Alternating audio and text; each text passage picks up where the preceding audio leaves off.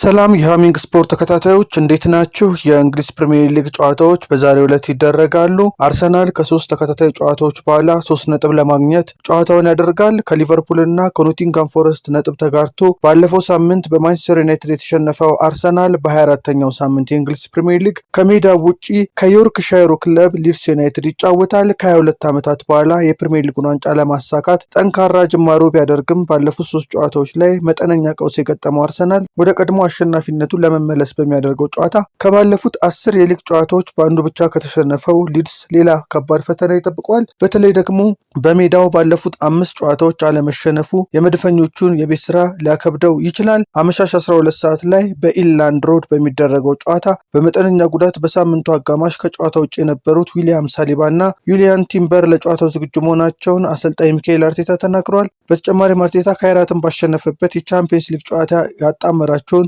ቪክቶር ዮኬሬሽ እና ካይ ሃቨርትዝን የፊት መስመሩ ላይ ሊጠቀም ይችላል ተብሏል። በሌላ ጨዋታ ከሊያም ሮዝኒየር በኋላ የተነቃቃው ቼልሲ በለንደን ደርቢ ከዌስትሃም ዩናይትድ ይገናኛል። ያለፉትን 2 ተከታታይ ጨዋታዎች ያሸነፈው ቼልሲ ወራጅ ቀጠና ውስጥ ከሚገኘው ዌስትሃም የሚያደርገው ጨዋታ ምሽት 2 ሰዓት ተኩል በስታንፎርድ ብሪጅ ይጀምራል። ሰማያዊ ለባሾቹ ደረጃቸውን ወደ 4ኛ ከፍ ለማድረግ ወደ ሜዳ በሚገቡበት ጨዋታ ሌቪ ኮልዊል፣ ቶሲን አዳራባዮ፣ ዳሪዮ ኢሱጎ እና ሮሚዮ ላቪያ በጉዳት የማይሰለፉ ተጫዋቾች ናቸው። ምሽት 5 ሰዓት ላይ ደግሞ ሊቨርፑል በሜዳው ኒውካስል ዩናይትድን የሚያስተናግድበት ጨዋታ ይጠበቃል። ያለፉትን 5 ተከታታይ ጨዋታዎች በፕሪሚየር ሊጉ ማሸነፍ ያልቻለው ሊቨርፑል የአውሮፓ ቻምፒየንስ ሊግ ተሳትፎውን ለማረጋገጥ በሚያደርገው ጉዞ ትልቅ ፈተና ውስጥ ይገኛል። ብራይተን ከኤቨርተን እና ውልቭስ ከቦርንማውዝ በዛሬው ዕለት የሚደረጉ ሌሎች የ24ኛ ሳምንት መርሃ ግብር ናቸው። በአውሮፓ ቻምፒየንስ ሊግ ከ9 እስከ 24ኛ ሆነው ያጠናቀቁ ቡድኖች ወደ ጥሎ ማለፉን ለመቀላቀል የሚያደርጉት ጨዋታ እጣ ድልድል በስዊዘርላንድ ኒዮን ይፋ ሆኗል። ከቀናት በፊት በአስደናቂ ጨዋታ ማድሪድን አሸንፈው ያለፉት ቤኔፊካዎች አሁንም ከሪያል ማድሪድ ተደልድለዋል። አወዛጋቢ አሰልጣኝ ጆዜ ሞሪኒዮ ከቀድሞ ክለባቸው ሪያል ማድሪድ ተፋጠዋል። የፈረንሳዮቹ ፔዤ እና ሞናኮም ተጠባቂ ጨዋታቸውን ለማድረግ እርስ በርስ ተገናኝተዋል። ቦሩሲያ ዶርትሙንድ ከአትላንታ፣ ኦሊምፒያኮስ ከባየር ሌቨርኩሰን፣ ጋላታሳራይ ከጁቬንቱስ፣ ክለብ ብሩዥ ከአትሌቲኮ ማድሪድ፣ ካራባክ ከኒውካስል ዩናይትድ፣ ቦዶ ግሊምት ከኢንተር ሚላን ሌሎች የጥሎ ማለፍ ጨዋታዎች ናቸው። በሌላ በኩል በሊጉ የደረጃ ሰንጠረዥ ከ1ኛ እስከ 8ኛ ደረጃን ይዘው ያጠናቀቁት አርሰናል፣ ባርሴሎና፣ ባየር ሙኒክ፣ ቼልሲ፣ ሊቨርፑል፣ ማንቸስተር ሲቲ እና ስፖርቲንግ ሊዝበን እንደዚሁም ቶትናም ሆትስፐር በቀጥታ ወደ 16 ዙር ማለፋቸውን አረጋግጠዋል። በዚህም ባርሴሎና ከቼልሲ፣ ሊቨርፑል ከቶትናም ሆትስፐር፣ ስፖርቲንግ ሊዝበን ከማንቸስተር ሲቲ፣ አርሰናል ከባየር ሙኒክ ተገናኝተዋል።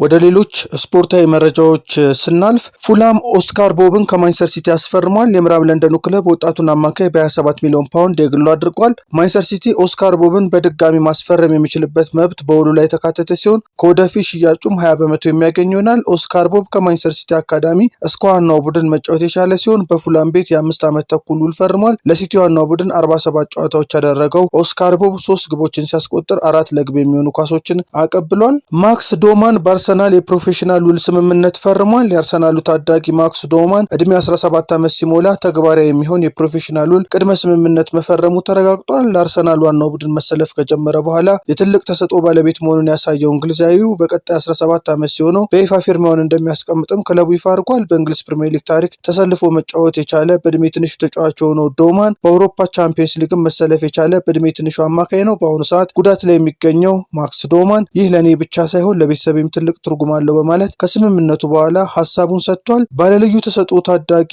አርሰናል ትክክለኛ ቦታዬ ነው፣ እዚህ እንድደርስ ላደረጉኝ አሰልጣኞቼ፣ የቡድን አጋሮቼና ቤተሰቦቼ አመሰግናለሁ ብሏል። አድማጮቻችን ለሃሚንግ ስፖርት ያዝናቸው አጫጭር ስፖርታዊ መረጃዎች ይህን ይመስላሉ። የእንግሊዝ ፕሪሚየር ሊግ የጨዋታ ውጤቶችን ለእናንተም ወደ በኋላ የምናደርሳችሁ ይሆናል። ሃሚንግ ስፖርትን ሰብስክራይብ በማድረግ ተከታተሉ፣ ሼርን በማድረግ ለሌሎች አጋሩ። መልካም ቅዳሜ፣ መልካም የጨዋታ ጊዜ። ሃሚንግ ስፖርት በሀገራዊና ዓለም አቀፍ ስፖርታዊ ጉዳዮች ላይ የሚያተኩር ዝግጅት።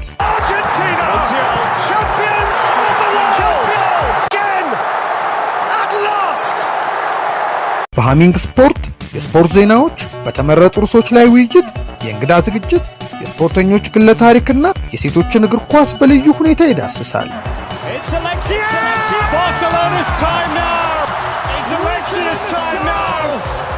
ሃሚንግ ስፖርት ስፖርትን ቀዳሚ ዘይቤ በማድረግ ስኬትን በተግባር እናረጋግጥ።